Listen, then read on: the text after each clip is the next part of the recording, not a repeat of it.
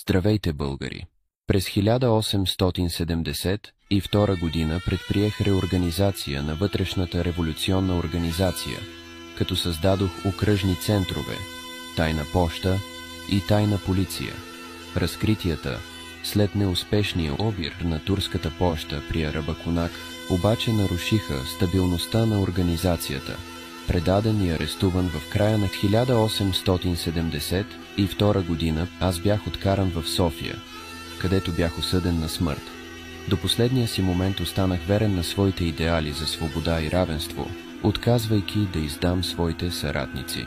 На 18 февруари 1873 година завърших своя земен път, но моят дух и идеали останаха в сърцата на българите, вдъхновявайки бъдещите поколения в борбата за свобода и независимост.